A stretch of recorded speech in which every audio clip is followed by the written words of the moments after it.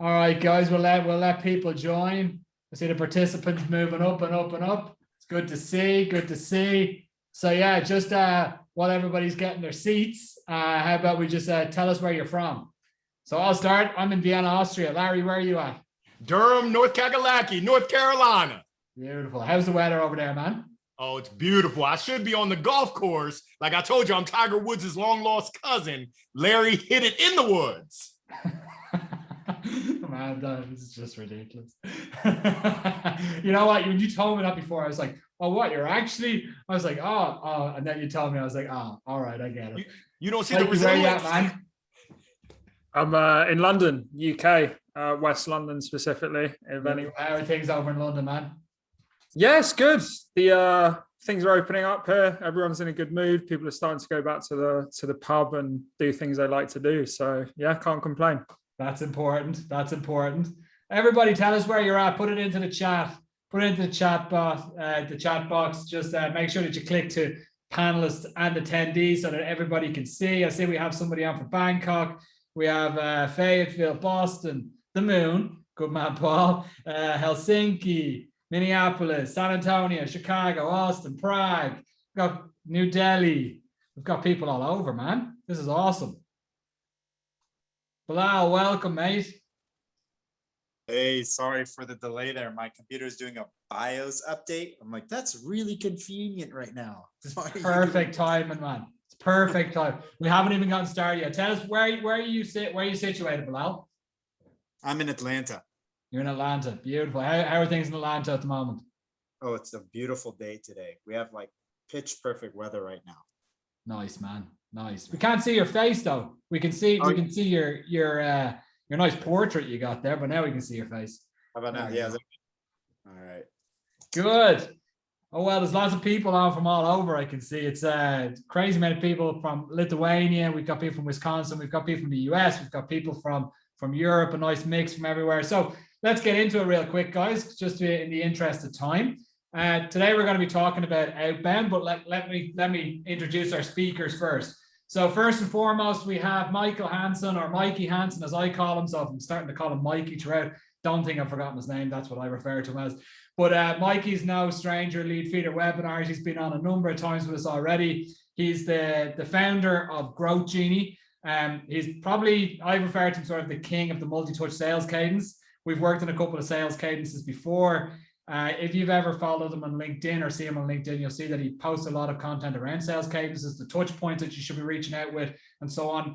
He works with a number of clients in the tech space around how they should go about actually implementing outbound strategies. So super excited to have you on today, Mikey. Good to have you again, mate. Likewise, Andy. Always a pleasure to be on these panels, and great panel we've got here today. Absolutely. And then second up, we have Belal. Belal is, I have to say, like whenever I spoke with Belal on LinkedIn, it's always been an awesome conversation that's been full of gifts, full of little like interesting nuggets. I have to say, like, I think Belal, when we first got talking, I'm not sure if you were trying to pitch to me or how the conversation started, but whatever way you did your outreach to me, it clicked, you know? And I was like, I need to get this guy on. I need to get this guy on a webinar. We need to have a chat. It's going to be cool. So yeah, Belal is on the list of top Salesforce sales influencers, and there's one of two of which we have on today. But he's now currently a startup advisor and has his own company called Debt to Fluff. Debt to Fluff for me like is perfect because I hate fluffy shit. You know, I hate just fluff. It annoys me more than anything. You know, if you're going to do something, do it right. Do it with a bit of oomph. You know, if anybody ever sees any of the stuff that I post on LinkedIn, I just like to call bullshit on things. Belal is fairly similar mindset as I would be. And from a sales perspective, like reading the stuff that you write about Belal, it's really great to see somebody that's stepping out and saying, let's not just focus on the numbers, let's focus on the process, let's focus on, you know, having salespeople that are there to help others really hit their number. And with that, then as a team, people will hit the number. So like your message has really resonated with me. So really happy to have you on today, Belal. Welcome, mate. Likewise, it's my honor. I really appreciate it. Perfect. And then our second link, our Salesforce top sales influencer that we have on today is Larry Long Jr.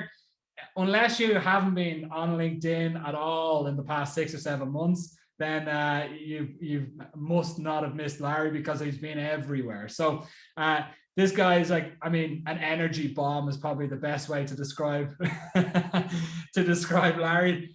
Awesome content, love his opinion on things, like really great motivational speaker. He's about to pull up the bat here. I see what he's going to do. I can already see it in the side of his head. He's, you know, so as soon as he came on today and we were having a chat just before this, just the energy that comes from the guy is something that's really needed, especially in the outbound world, you know, where people need to be picking up the phone. They need a bit of motivation. They need, you know, that little bit of oomph in order to get over that, you know, that last call that didn't maybe go too well. A little bit of coaching is needed.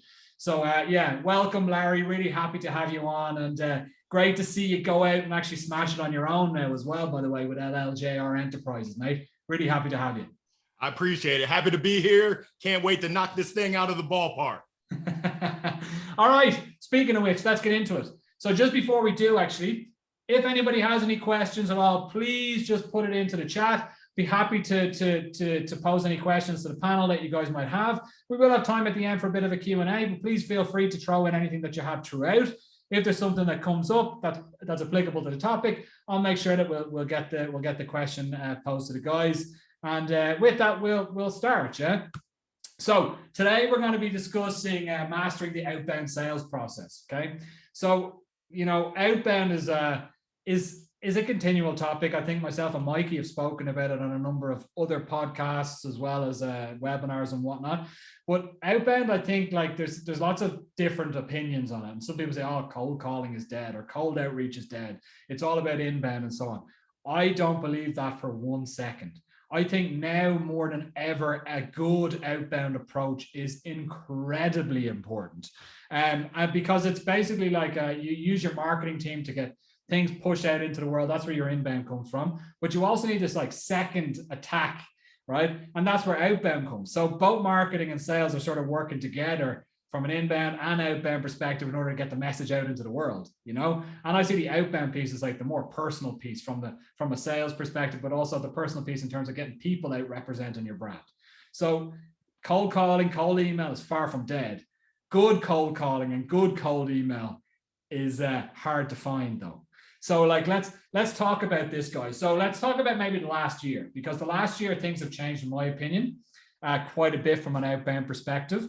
And Larry, let's start with you. Like, how have you seen outbound change over the past year?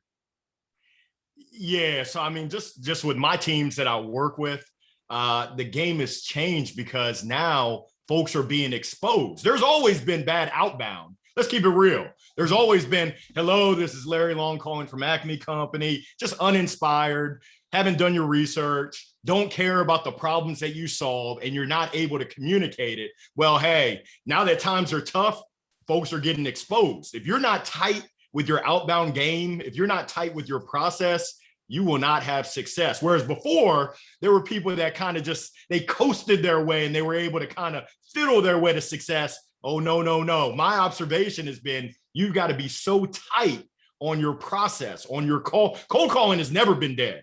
But I know that some folks, they're still afraid to pick up that 500-pound phone. If that's not part of your outbound process, the phone, the email, I'm going to throw in the snail mail. If you're not sending handwritten notes, you're missing out on opportunities. Social, of course, but we've got to put our thinking caps on. And to answer your question, I've seen more creativity over the last year in order to reach people. There's still the same excuses. No one's picking up their phone. Oh, I'm not going to pick up the phone. Blase. Those are still, they smell like BS to me. But now we've actually got to deliver if we want to get results. Absolutely. Mikey, what about you, mate? What have you been seeing over the past year? I think just a lot more people doing outbound. And the reason for that is that obviously there's no in-person events anymore. So a lot of companies relied on events, right, to get leads. So they're like, we can't have in-person events. We don't want to do virtual events, or our virtual events get like 10% of the leads of the in-person events. Or like more traditional industries, that was like where you meet someone in a hotel or your office and have meetings that way. So it's like, how are we going to replace those leads? We're going to do outbound. And what that means is that there's more noise than ever before. I think people are getting more emails than they've ever received. They're getting more LinkedIn messages. I think a lot of people never used to prospect on LinkedIn. Now they're prospecting on LinkedIn. So essentially what it means is I think it's a bit harder now to get people's attention. But at the same time, there's more information online than ever before. So it's a lot easier to do research to get people's attention. But I think there's this kind of trend of like personalization at the moment, and everyone's like, oh, how can we do personalization? How can we do personalization at scale? But I think a lot of people are doing personalization badly in the sense that they're doing a bit of research and saying, you know, hey, Andy, I see you're in Vienna and you're originally Irish. And then they just go on to their sales pitch. So it's like, you've only said that one thing just so you can pitch me something. And you as Andy Culligan, you're not going to fall for that, right? So if you do personalization, don't just do it for the sake of it. Do it with some kind of purpose, right? Tie it back into your story, like everything's going to be connected. So yeah, those are the two main trends. I've seen more people doing outbound, but that makes it noisier. And then people are trying to personalize a bit more to kind of break through that noise. Just on that personalization piece as well, I think it's fine to do personalization, but you need to do it like over a longer space of time. So like, that goes back to like building a relationship. So like what you just mentioned there, personalization is all well and good. And, you know, I get lots of that on LinkedIn. Somebody like sending me a connection request saying, hey, Andy, I see that you're based in Vienna. I love Vienna. It's a great city or whatever. And I'm like, okay, accept. And then like 35 seconds later, I'm getting like a 3-paragraph long pitch. I'm like, man, you have to be taking the piss, you know, like this, you know, so I think it's pairing the two is like over a bit of a longer time, creating that relationship and so on. But Belal, we'll go to you next, mate. Tell me, what have you been seeing over the past year in terms of how people are approaching outbound? I'm going to tell you what, so like Larry and Michael are spot on about what they're saying here. Like, you know, and the 6 different sales trainings that I've done over 10 years in sales, I could count on one hand the number of times it was explained to me the difference between the limbic brain and the neocortex and how decisions actually get made. For the longest time, psychology and sales have not been working together, which is kind of crazy because our whole job is persuasion, is talking to people, is getting decisions, is dealing with the mind. And I mean, we could probably, it'd be interesting if we even surveyed the people who are listening to this webinar, how many actually have been taught the difference between the limbic brain and the neocortex at any point in their sales career, which is a fundamental way on how decisions get made. Simple yes or no in the chat. Have you been taught that? Let's make it easy. If yes, let's just leave it as yes, because we'll get so many no's, we'll get spam. Just one person tell me that they were actually trained at any point in their sales career on that, right? That's a fundamental way the mind works, a fundamental way decisions are actually made. And we're not even taught that as sellers. So for the last, I don't know how long, sales has just been, you know, kind of just riding on its laurels with crappy messaging, as the guys have already spoken about, really just terrible messaging. And that was okay. But then the pandemic hit, stuff got serious. And next thing you know, tempers were raised. The level of patience was dropped and buyers were no longer accepting crappy message. All of a sudden now you can get blasted on LinkedIn for sending a bad message, right? When before you had just got deleted and ignored because the level of patience is now gone. And I find this whole personalization at scale very interesting because a lot of people I see doing personalization don't understand relevancy. You can personalize all you want on a message, and if it's not relevant to me, I don't care that you know my middle son's name and that you watched my webinar. What you're pitching is not relevant to me or my business or needs. Like, you don't have a fundamental understanding of what's going on in my world, but you know my son's name. Like, okay, like, good for you. Like, I appreciate it. I appreciate the, you know, the level of effort put in, but it's just falling on deaf ears. I don't care. So if you can't figure out relevancy and you don't know how people actually make decisions, good luck. Good luck in the next 10 years as a seller. It's not going to go well. And Belal, just on that, actually, that gives a nice leeway into the next point around is to help with that relevancy. Like, has the tech been able to keep up, or is it sort of, because I've heard like 2 points of view that like technologies, it's hard to get this sort of like relevancy and personalize at the same time via the technology that we have at scale. So trying to scale all that stuff is super difficult. Like, is there technology out there that enables you to do it at scale? Or do you sort of need to maybe look at the scaling bit and be like, we need to scale the scaling bit down a little bit, but put more relevancy into it? Do you understand what I mean? Is like what I tech? do know. I do What tech understand would what you mean. recommend? Yeah. Well, okay. So it's a good question. Okay. So what's going on with the tech right now? There is plenty of tech out there that in some cases doesn't need to even exist because it's so overlapping with other technologies that exist. It's just, it's causing distraction and people are getting confused and don't know how to use it. There's definitely tech out there that can help you personalize at scale. And there's definitely tech out there that can help. Relevancy is your job as a seller. There's no piece of tech that helps you with that. You have to know your buyer, your persona. This is the basic stuff. Like we all know this ICP. What is your persona? What are they interested in? What's the situation going on within? That's core basics that somehow people said, well, maybe if I personalize, I won't have to know that stuff. That's kind of the vibe I get with the messages that I'm receiving. Because I'm like, you missed the point. Like you can't have personalization without relevancy. So that's where it's got to start. So knowing your buyer is still the name of the game. That's never changed. And knowing the problems that they face in the status quo and selling against that. I mean, that's something the 6 sales trainings over the last 10 years always taught me. And that has not changed yet. I don't think it will for a while. Just being able to speak to the status quo of your buyer and why that job that they're getting done today is not going to be good enough moving forward. What's changed? But there's definitely tech out there. And I think people scale crappy messaging. Like, and the thing about messaging, I don't know what the opinion of the others are is this, but I always view it as like going to the gym. So like, if you're out of shape and you go to the gym in the first month, you see tremendous gains because you're out of shape, right? But to go from semi-fit to really fit requires quite a bit of effort. You're going to have to do more than a month, of consistency to get that. It's the same thing with messaging. Bad messaging, to go from a really bad message to an okay message isn't hard. Some basic fundamentals. Stop saying I, we, us. Start saying you, them, right? Just it's very basic changes. But to go from an okay message to an exceptional message is quite a bit of effort. Now you really need to understand that stuff about psychology. Now you need to understand the status quo. Now you need to know how to do storytelling and create provocation where you can compel people to choose the side of the enemy that you're naming and see if they view that as a common enemy or not. That sort of stuff today, I'm just seeing amongst most sellers seems to be lost. Seems to be completely, and there's no tech that's going to solve that. Yeah, for sure. And there's a question around as well, like where does the messaging come from? Is it sales or is it marketing? How can sales push towards that messaging? Larry, what are your thoughts there around sales teams building out their messaging for outbound? Yeah, I mean, Belal said it best. If you're a sales professional, that's your job. Now, you want to leverage your resources. The marketing team is an excellent place to be a resource. Your product team cross-functionally is excellent, but as a professional, I've got to own it. And there's some companies that prescribe, and pretty much, if you're going to prescribe what I have to do, I might as well be a robot. That's my opinion.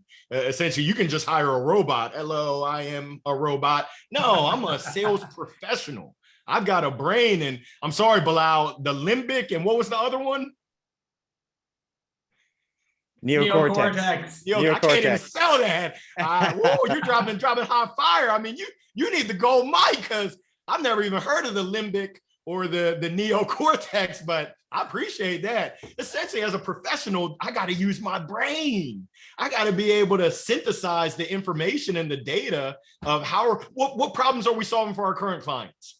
And how can I transition that to our future clients and make sure I'm communicating that in my messaging? That's on me.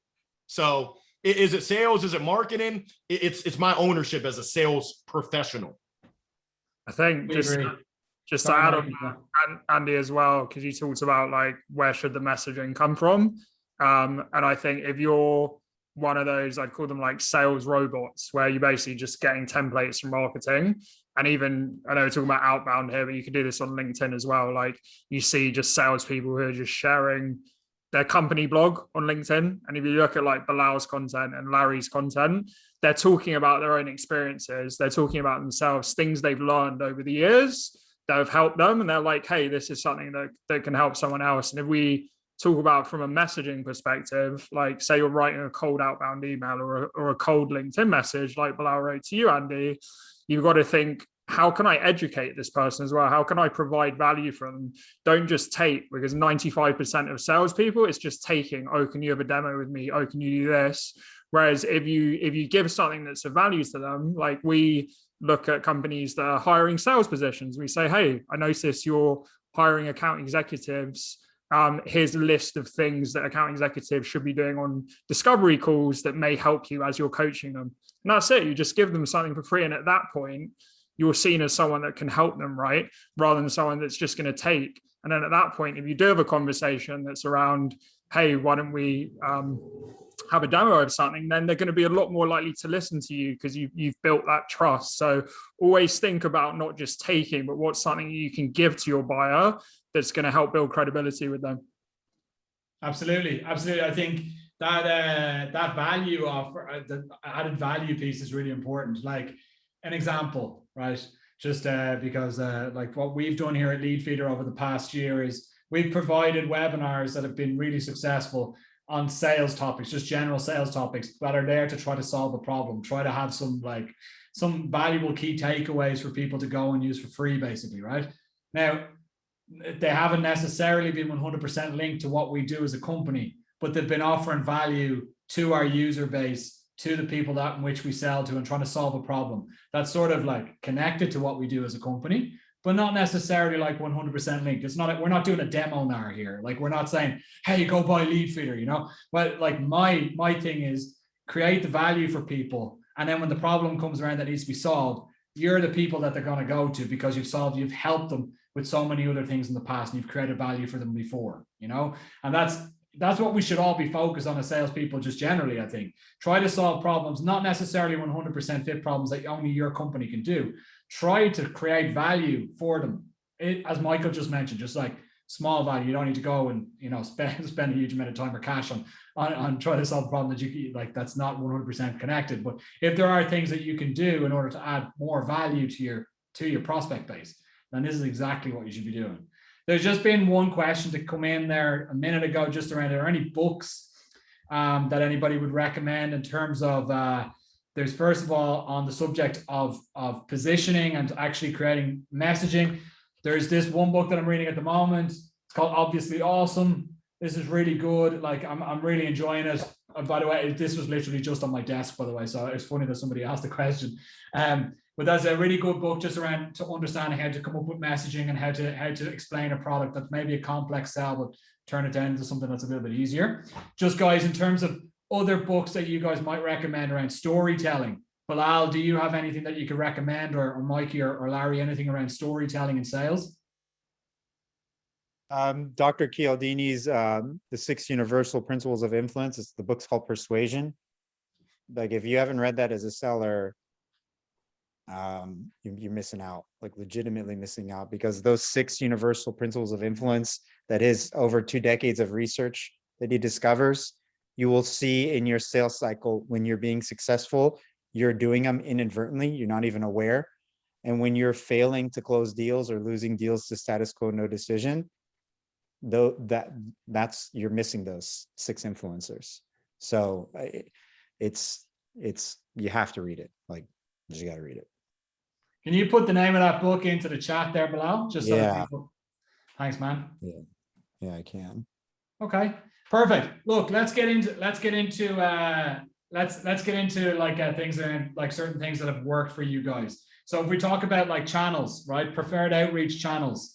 Like I know what one works for me. Larry, what is your preferred channel of outreach and how are you attacking it? Yeah, so I mean, preferred is in person. And I was meeting with VPs yesterday. We're limited just because of the current situation. Number 2 is that 500-pound phone.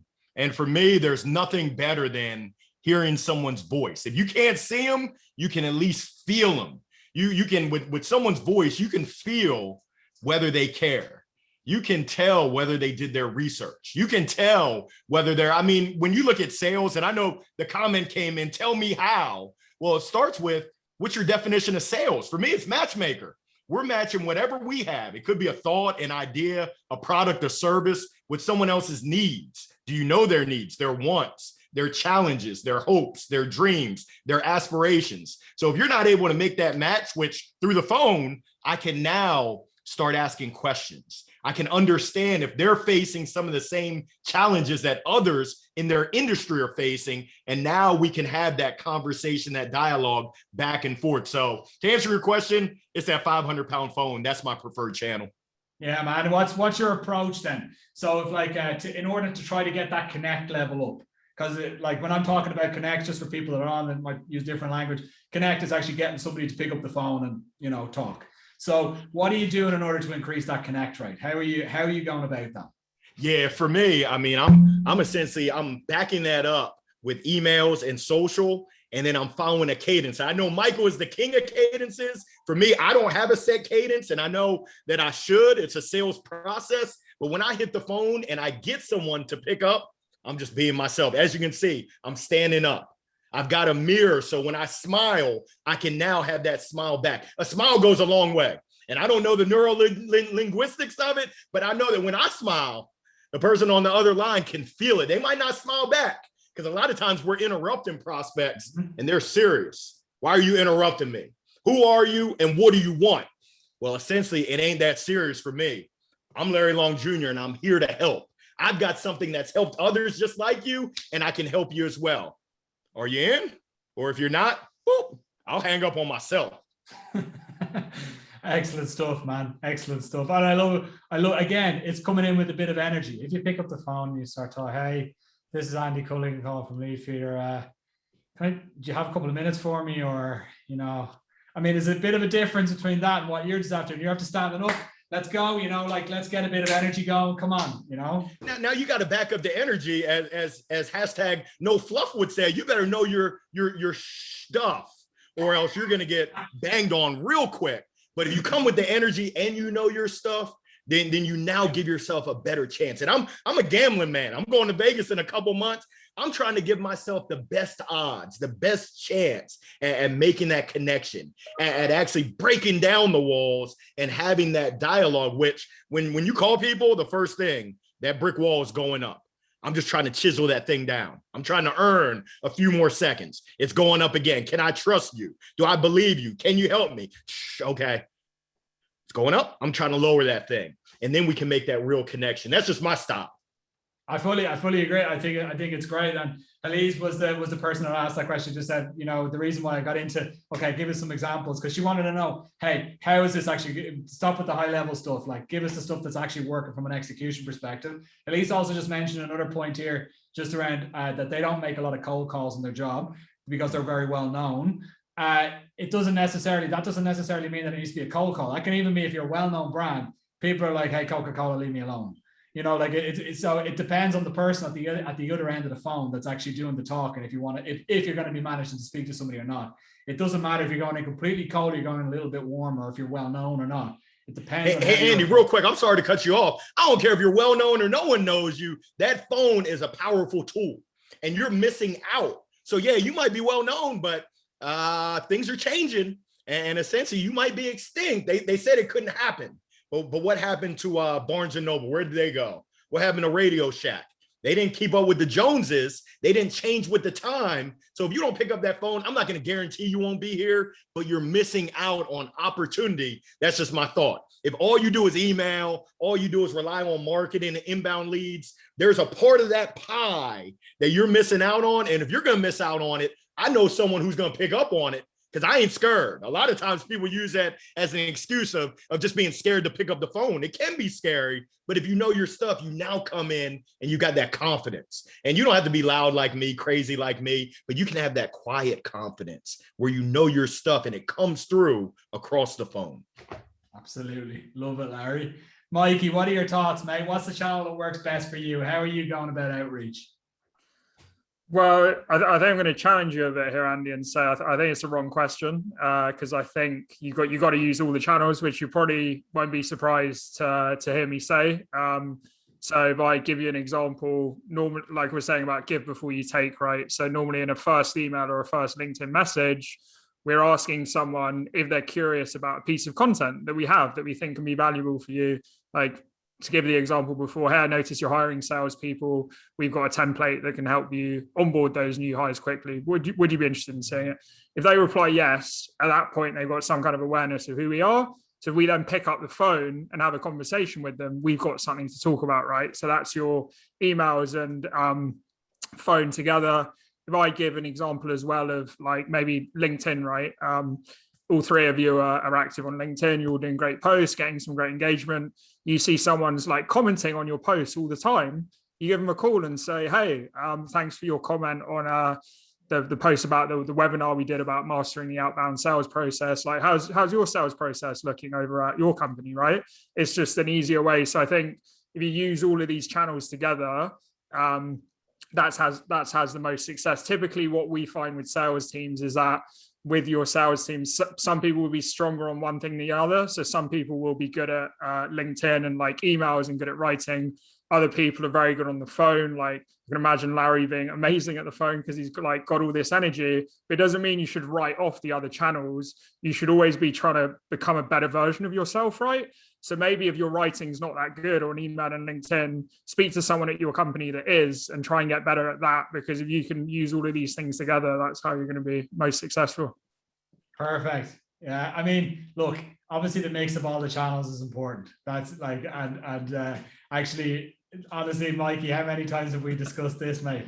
It's like, it's so important. You're not going to get it with just one, right? And I posted somebody, I think it was Sarah from Gong posted something today or yesterday, just about, people that like were, they put in a phone call and say, I'm just following up with my email that I sent you last week, right? And it's like, it's fine. It's using a couple of different channels, but it's not a very good outreach. And I've had before getting an email, hey, I'm just following up with my email from last week. I'm like, well, I didn't look at your email last week. So why would you think I'm going to look like, so like, it's about being a bit more clever with that. Belal, we, as I said before, like we started speaking on LinkedIn, and I really like the approach that you had there. Like it was like light, it was light and it was fun, Tell me a little bit about how you're reaching out to people. Yeah, and I'm probably the opposite of Larry. I'm the quiet confidence. I'm not the one to get excited or loud. So for all those that are introverts, I'm in your camp. I'm not the life of the party ever. Like I'm gonna let Larry smile, beam bright, and I'll be standing like 10 feet behind, just applauding on the wall. So I'm the quiet, confident type. And for me, again, I'm using every bit of psychology I can to make things work. So the first thing is this: we've got a superpower as human beings called chunking. Chunking is our mind's ability to take a very complicated task and break it down into little pieces. It's how we're able to climb mountains, build skyscrapers, accomplish the things that we do. And it does not stop when you're doing selling.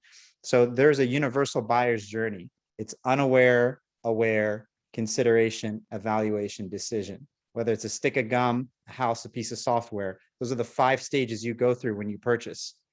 So when you're reaching out to people, you have to be extremely aware what stage they're in. Are they unaware? Are they aware? Are they considering? Are they evaluating? Or are they in decision mode? And the reality is less than 3% of any industry or any target is in active buying mode. So 97% fall in those first 3 categories of unaware, aware, and consideration.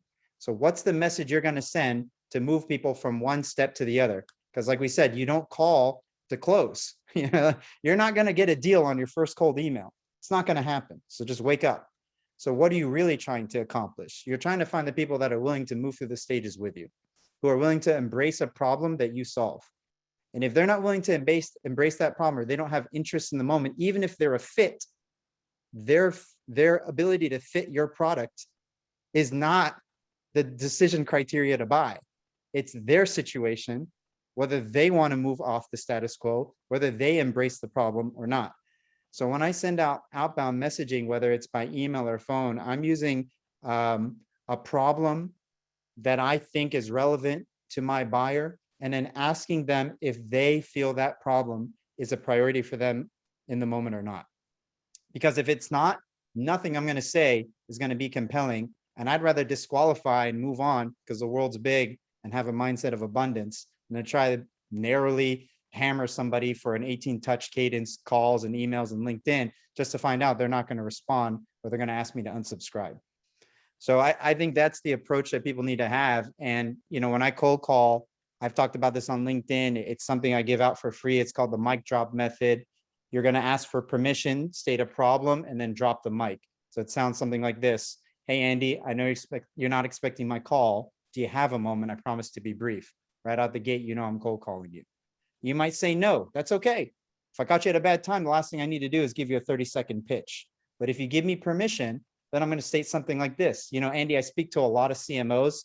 The number one thing I'm hearing is they've got traffic on their website that's not converting, and they know that their social and the organic ads that they've been running are driving buyers, but they're losing that conversion. How are you handling that today? So I stated a problem, and then I asked the open-ended question to drop the mic and let you speak. And two things are going to happen. You're either going to tell me, yeah, you're right, Bined, I am dealing with that. Or you're going to tell me, no, wrong guy, not my issue. Either way, I'm grateful because you just gave me an idea. If you're in, I might have something cool to show you. And if you're not in, totally fine. Sorry to inconvenience you. I appreciate the update. Glad to hear things are going well for you. Can I ask you one final question before I go? How were you able to solve for that problem, just so that I can be informed how people get around this issue? And that's it. And that's the call. That's beautiful, man. And then that gives you lots of juicy information there. First of all, you might be able to get a couple of the little tidbits in terms of what, maybe if you're selling tech, what are they currently using, for example, or where are they at in their current contract, you know, with their current tech provider. They may get back and say, hey, it's not the right time because we've just signed a contract with XYZ. And then you say, okay, CRM, make a note. They've just signed a contract with other provider XYZ. That contract's more like going to be probably up in a year from now. So reach out in 9 months, set reminder to start reaching out in 9 months again. Or if they say, hey, leave me the hell alone, I'm not interested at all in what you guys have to offer, then you say, okay, I'm not going to waste my time with this, you know, and it goes for the next person that might be picking up the phone to sell into the same company again. So I really like that. That's really good. I got to say, Belal, that's fire. You just dropped the mic right there, the mic drop method. I love it. For me, real quick, we got creative. So we sell, the company I used to work for, we sold to athletic teams, colleges and universities. They're always recruiting high schoolers to come to their university, play football, play basketball, play baseball, you name it. Well, we went ahead and put on our thinking caps and we put together a recruiting package, essentially recruiting them as prospects. We put together a nice package. It had golf balls in there. It had a branded iPhone charger, the little portable charger. It had the Yeti in there, and then a handwritten note. We sent that to athletic directors. I think we sent it to 44 athletic directors. We were able to engage with 17 of them in a positive manner. And I think we heard back, not from all of them. It wasn't 100%, but most of them. You mail that and someone gets that in the mail. If you don't accept my call, if you don't respond back, you're one type of special person. You're an a-hole, you're a D-bag. I got all the words. If you get something like that someone put some thought into and mail to you and you don't engage, oh, there's a place for you. But essentially, you got to get creative and think about, what can I do to differentiate? If I'm doing what everyone else is doing, guess what? I'm going to get the same results that everyone else is getting. Click. So essentially, you got to put your thinking cap on and think, what can I do to be different and stand out in adding value? You don't ever want to forget that we're here to help, we're here to serve and add value, but how can I do it just a little bit different? Whether it's dropping the mic on them, whether it's having a pink bat, you name it. There's so many ways that you can do it. 100%, man, 100%. And you've mentioned this a couple of times already today, just around direct mail. Direct mail is the most underutilized channel of any channel out there. It's getting bigger and bigger, but like it's nowhere where it should be right now. And I think that's a good thing for sellers because it means you can really get in there and get some really good stuff out of it. Handwritten notes costs nothing, right? You send that out to the post to somebody, they're going to get a handwritten piece of paper in the post, and they're going to go say, oh shit, somebody's after sending me a handwritten note. And then when the phone calls, whatever, and this person, Larry's after calling me, I say, oh, well, Larry's the guy that sent me the handwritten note. Oh, that's actually quite nice. Yeah, well, he spent the time writing the note. Automatically in my mind, I'm like, okay, I'm going to give him a minute or two, right? Even if I don't want to talk to him, I'm still going to be like, okay, I'll give him a minute or two because he sent me the shit in the post. You know? Video. Audio. I think Belal is the king of the GIFs or GIFs, however you pronounce it. People like to smile. And Belal, I met you in Atlanta, man. You ain't you ain't that much of an introvert from my assessment, dude. You was kind of wild. I ain't gonna put your business out in the street, but don't get it twisted, dog. Shoot, I remember. Belal, you're getting outed here, mate. That's what I'm saying on mute. I'm like, I don't know what to do now. I'm like, okay, if I say something, then I'm confirming it. So let me just stay on mute, and that way I'll be the quiet, confident guy. Oh God, it's funny. Just to back up your point though around direct mail, there's another, like Dale Dupree talks a lot about direct mail, and he's got a really simple approach, and he talks about the crumpled letter approach. So he writes a handwritten note, crumples it up, puts it in an envelope, and sends it to somebody. And with that approach, hundreds and thousands of salespeople all across the planet have managed to get connects. Writing something down, crumpling it up, stuff it into an envelope, put it in the post. Crumpled letter approach, where it's got a massive connect rate. So if you're looking for tips, like that's a tip that you could go ahead and use, you know. Okay, so let's talk a little bit around, because we're talking about like creating a process here for outbound. Let's go through like it's in the tech space in particular. We typically work with SDRs, BDRs, like sales development reps, business development reps, typically junior salespeople that are basically there to try to get connects into the larger accounts and then populate a pipeline for account executives or more senior salespeople. That's typically how it works. I had an interesting conversation today with somebody, and Mikey, we've spoken about this before, so maybe we'll start with you just around account executives or salespeople looking after the full cycle. So not just SDRs or BDRs doing the cold outreach, but account executives, the more senior salespeople, doing full cycle sales. What are your thoughts on that, Mikey? Yeah, I think they should, even if you're at a bigger company where you've got inbound leads and, you know, SDRs setting you up meetings. I think it's still really important, even if it's like 10% of your pipeline, that you're still flexing that muscle. And the reason I say that is outbound really is seen often as something that like SDRs or like junior salespeople do. But for me, outbound is more of a mentality that you do to be proactive and serve your customers or prospects proactively. So if I give you an example, often companies have kind of a very set, rigid sales process, right? Where it's like, we're going to do a discovery, then we're going to do another mini discovery, and then a demo, and then we're going to get on the sales engineers, then we're going to do the implementation, and then we're going to do contracts. And you've got like 5 or 6 calls all scheduled, right? And what a lot of account executives do is in between those steps, they have no interaction with their prospects. And as a prospect, how that feels is that it's just transactional, right? All I am to you is just someone that you're trying to get my money essentially so that I can buy your product. Whereas if you've got an outbound mentality and you're like, between that, what I'm going to do a couple of times a week, I'm going to send something that's of value. Or you were talking about direct mail. I'm going to I saw on LinkedIn that they like Greek mythology, so I'm going to send them like a Greek mythology book, right? Or they've just had kids, so I'm going to send them like some clothes for their kids. Then you're staying top of mind. That's like an outbound mentality, and it's not to book a meeting, it's to close a deal. So for me, account executives or salespeople should always be building some of their own pipeline, because I think building your own pipeline is a really key skill to actually like close deals as well. And it's literally, in my opinion, and I've always said this, I feel like turning a cold outbound lead into an opportunity, a warm opportunity, is like one of the hardest skills in sales. And I've always thought sales is it's almost like the wrong way around in that aspect. So I think it's really good for account executives to have to do that, because it's going to help them a lot at the bottom of the funnel as well. Makes perfect sense. I think, yeah, flexing that muscle is important, making sure that you don't lose it. And like, Larry, you've been focused on coaching sales teams, so that's why you have the bat there, because you're a coach, right? So as the coach, did you find yourself also picking up the phone and leading the way a little bit there as well in terms of cold outreach? You have to. It's not like when my kid, I got 2 kids, and it's like, do this, and I'm not gonna do it. Don't lick your plate at dinner, but I'm nah. You better show the way. I mean, how can I respect you if you're not picking up the phone? When we have a call blitz, if the leadership's not participating, come on now. So, I mean, I'm a big believer that everyone's responsible for outbound. Now, everyone's not making calls each and every day, but if you're an account executive, a quote unquote sales professional, like Michael said, you're using that muscle, but you're doing what you need to do to get the results. We all know that outbound yields results if you do it right. So why wouldn't you?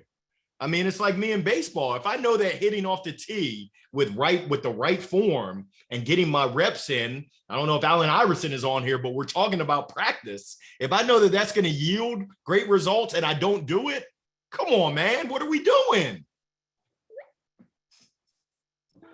Like I've been in so many organizations where there are sales leadership that just dictate in terms of how people should be doing things, but I've never actually picked up the phone themselves. And if you haven't been at the cold face and you haven't been there in a long time, you're not going to understand the struggle. And it is a struggle, you know, like picking up the phone all day long and being told no all day long is a tough mental challenge, you know. Belal, from your side, when you're dealing with sales teams and more junior sales teams, people that are coming up and trying to learn how to attack the outbound approach and how to learn what's the best practices and whatnot, what are the bits of advice that you're giving people to keep going and don't let yourself get too down if you get those couple of rejections and so on? Well, you know, so I'm going to challenge that idea that we have in sales that outbound is a lot of no's. Outbound is a lot of missed timing, but it doesn't have to be a lot of no's if you're relevant, if you're targeted, if you're premeditated and purposeful. So, you know, this is if you're calling up people to give them a 30-second pitch about your company history, its awards, logos, ROI, G2 banners and whatever, then please let me be the one to break this to you. You're going to get a lot of no's because I could care less what you do. Even if you solve my problems, I could care less what you do. The number one issue that outbound sellers have that I see from the work that I've been, and I love to hear Larry and Michael's opinion, because if you disagree, this is a good, healthy disagreement, is they make themselves the hero, not the prospect. Outbound messaging, the significant vast majority of it, you are, and I'm not going to blame you for it. We are naturally egocentric. I'm the center of my universe. You're the center of yours. That's how it's supposed to be. That doesn't work, unfortunately, when you're outbounding. You need to make the other person the center of the universe. You need to make it about them, not you. And you could look at any cold outreach. We could pick 1 million pieces of cold outreach a day, randomly selected. And the significant vast majority would be about the buyer, about their company, about their solution, about how they help, about how they solve things, about their ROI. None of that is limbic brain messaging, and none of that is about the buyer. None of that is about the buyer. So your timing is almost guaranteed to be off every time you outbound, but your relevancy, that's completely in your control. You can be relevant with every piece of outbound you do and drastically reduce your loss rate, your failure rate, your getting shut down, because you're relevant, but your timing is simply off.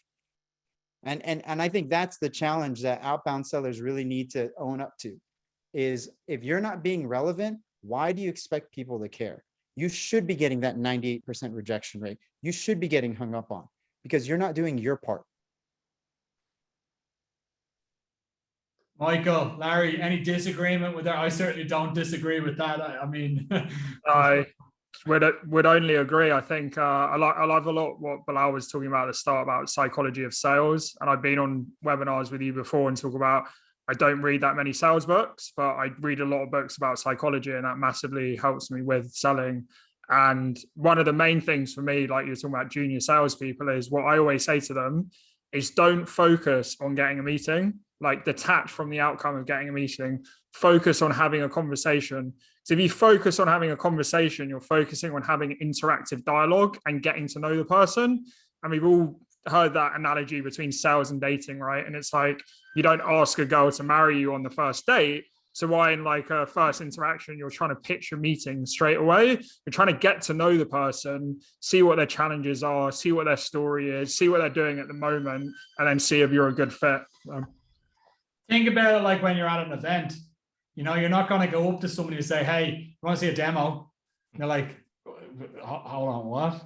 You know, like in-person events, somebody's walking past your booth. You're not just going over and grabbing people and telling them, watch this, look at our demo. You start the conversation off with, hey, how are you doing today? I'm doing okay. Oh, so what do you think of the event? Or what's happening in the world around you? What type of problems are you trying to solve? You're just having a conversation. You don't want to go straight to, as you said, like, asking somebody to marry on the first date. It's like makes zero sense. Like, okay, well, look, we have 10 minutes left, guys. Just wanted to let everybody know this here. So if there are further questions from the audience, please feel free to put it into the chat box. I keep on saying chat box. BOX. And there's actually one thing that's at the top of my mind when we were talking about different channels to use, okay? And it was one I'm interested to hear Larry and Belal's point here, because myself and Mikey have spoken about this many times.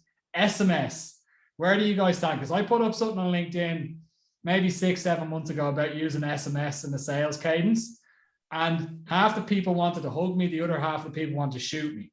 So I'm interested to hear like what you guys think about using SMS in the sales cadence.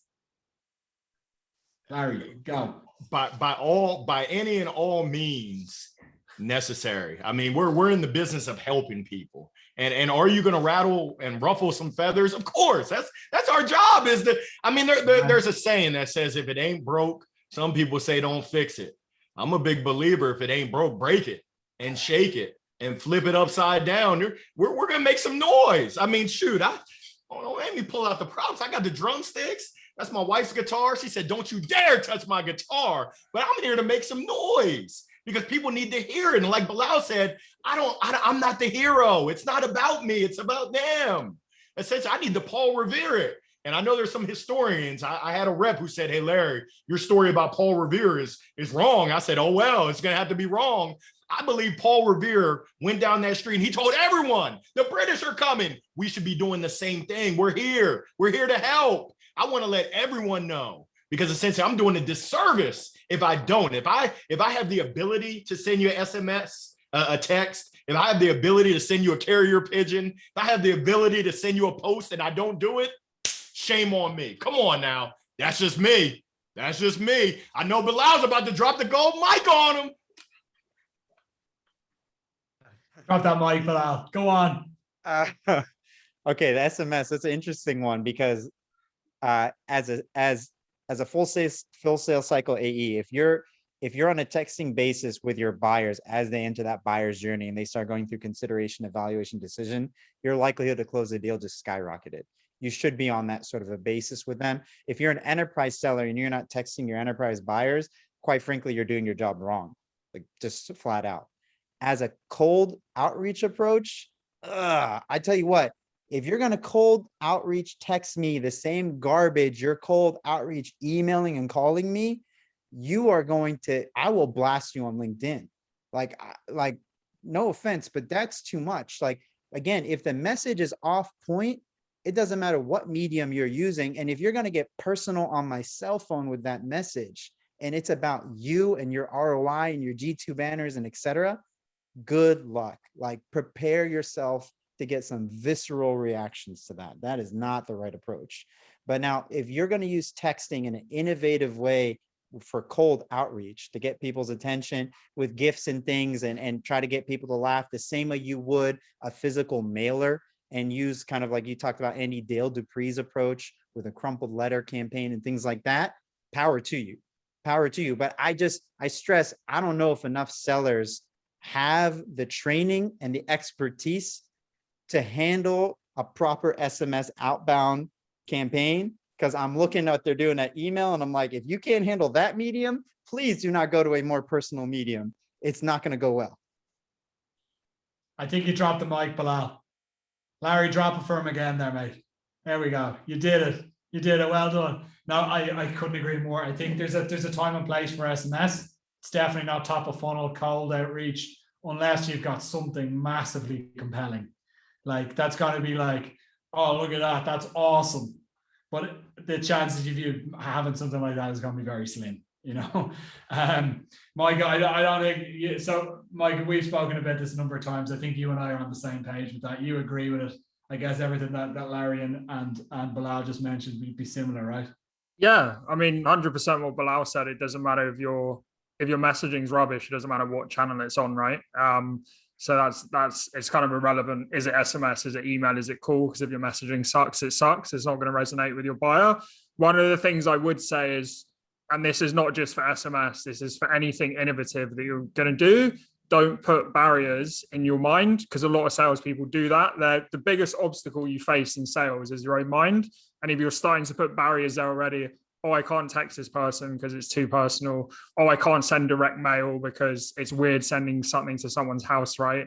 You're starting to put these things in your mind that also don't exist. And I see it on a daily basis where we're training SDRs or working with salespeople, and they say, and this is often why they're like rushing to the meeting, because they're like, oh, these people are so busy. I don't want to waste their time. I need to get to the point. And you have to sit down and say, this person's a CEO of a 500-person company, but they're still human. They're still like you and I, like connect with them on a human level, right? They go to Burning Man, they go to the pub, they do all this stuff, right? They're just like you. So just have a conversation with them. Don't see them as the CEO of this huge company. See them as just another person that has needs and challenges like all of us. So don't put these barriers in your head, because that your own mindset is your biggest obstacle in sales. That's really good advice. And I really like the two examples that you gave. They go to the pub and to Burning Man. That's like the pub and Burning Man, same thing, you know. But no, I fully agree with you. I think it's about connecting on that human level. Like at the end of the day, like you can be nervous about outreach, doing outreach to somebody, but if you don't think of them as a human at the end of the line, then you're not going to get anywhere. You're not going to be able to build a relationship with a number. You know, like that's one of the things that I've seen many times with salespeople or SDRs, is that they look at things like, I need to make 50 calls today, and then they don't give a shit how they're calling. They're just calling, and then these are the numbers that I need to dial. And they're not even thinking about, okay, Belal's at the end of the line, or Larry's at the end of the line, or Mike is at the end of the line. It's just like, that's the number. The number doesn't answer, then I'm gonna leave a voicemail, and then I'm gonna hang up. I'm gonna call the next number. It's not a person, and that's. If you manage to flick that switch in your head somewhat, you'll do well. I see that we have like just one or two questions here, and I see that one was already answered. So I'll just get to this last one, and then we can finish up, guys. There was one question from Thomas, and he just sent it to panelists. He didn't send it to attendees, so I'll read it out. It was like, how do you get beyond or navigate the cost or pricing question so that you can actually get to the value proposition discussion? So like, don't lead with price, but how do you go it? Like if the prospect's leading with price, how do you get them around that and go towards value? Larry. Say that. I'm sorry. The question again. How do you get around the pricing bit? If a prospect is pushing for price, how do you get around that and just go to get them onto the value prop rather than the price? I mean, I guess I'm unique. I'm not afraid of price. And I mean, for me, my price is dependent on different scenarios, but I'll give them a range, and then I'll say, hey, it could be $1. $1 is too much without any value. So I'm not going to try to, I'm a bob and weave from droplets, but I'm not going to bob and weave on price. My price is my price. And we sell it every day to prospects that become clients. So I'm going to just hit it straight, and then I'm going to get into the value. What problems are we solving? What are we fixing for you? It's kind of like when I go to the doctor. I mean, essentially, hey, doc, my shoulder hurts, and I'm willing to do whatever it takes to not have this pain in my shoulder because I want to throw a baseball with my son. So I'll pay whatever it takes in order to do that. But now it's on you to build up that value to solve my pain. So that's my take. I don't know. Some people try to fudge and bob and weave. That's fine. That's just not how I roll. That's really good advice. Belal, I see you shaking your head there. I guess you agree, right? I mean, like passionately agree with Larry. I hear sellers all the time being like, I want to be an advisor, I want to be a consultant. Do advisors and consultants withhold information? Have you ever been with a mentor that withholds information from you when you ask them a question? Do teachers do that? I mean, that's not how it works in relationships that are built on trust. If anything, you as a seller should be proactively bringing up pricing, because there's power in that. There's power in proactively bringing up your competition. There's power in proactively bringing up why your product isn't the best. These are things that your buyer and prospects are not expecting you to do. So you unexpectedly delight them when you do so. And by the way, without getting into psychology, unexpectedly delighting people, big thumbs up. You want to win deals, unexpectedly delight people. Pricing is one of those things you get to do it. Be transparent about it. Listen, Andy, our pricing starts at 15,000, and typically for companies of your size, I'd see it usually in the range of 30 to 45. Now, there's 6 factors that go into that. Happy to cover those in details a little bit later, but I just threw out some numbers. What's your initial reaction to that? That's how you talk about pricing. You didn't give them a price, you gave them a base, a floor where it starts so that they have some expectation. And then you give them a reasonable range and you tell them there's a number of factors that go into that. Now you can have an informed and educated conversation with that buyer. If they weren't expecting to pay at least 15K, why on earth would you want to go through a sales process with them anyways? So that's my thing. I mean, it's perfect advice. I mean, and I've been that buyer before where I said, "Oh, tell me what the price is." And the salesperson, "Oh, let's not get into that now." I'm like, "No, but I want to get into this now because I need to know if it's something I can afford or not. I've got no clue what I'm dealing with here, you know. If it's, I don't want to waste your time, you know." And that's typically what I put to the guy or whoever's selling to me. I'll say, "Hey, look, I need to know because I need to know if it's something I can afford or not, you know." And yeah, that's interesting. Mikey, any other advice there? Yeah, 100% agree with Belal and Larry. I think that's something that helped me a lot at the start of my sales career. Once I realized, just be transparent with pricing, put yourself in the buyer's shoes. What do they want? They don't want you to hide anything. And also, I like what Belal was saying about the psychology of almost bring up the objections before the buyer does, because at that point you're creating, again, a transparent relationship. These are normally the objections people have, right? And even if I look at ourselves sometimes, because a lot of us are baby-faced in Growth Genie, and they're like, who are these kids? Like, you know, coaching us how to do sales. So I'll say at the start, we're like the new kids on the block, we're baby-faced, but we've done X, Y, and Z. This is what we do. So I'm bringing that objection up before they can, and in their head, if they're thinking it, at least we brought that up straight away. So it's that kind of psychological part of just being very transparent and open. The more transparent and open you can be, the better. That's great. That's great. Hey, look, we're just after going over the hour, guys. So I think we'll call it a day for today. Thanks, both of you guys, and also to Larry that had to jump off for joining us today, guys. I really enjoyed it. It's been really nice to have Mikey, you on again. Belal, first time on. Really happy to have you. It's been great. And look, guys, have a great rest of the day, and let's catch up again soon. Sure. Great to meet you. Cheers, Andy. Cheers, guys, and thank you for everybody that joined. Take it easy.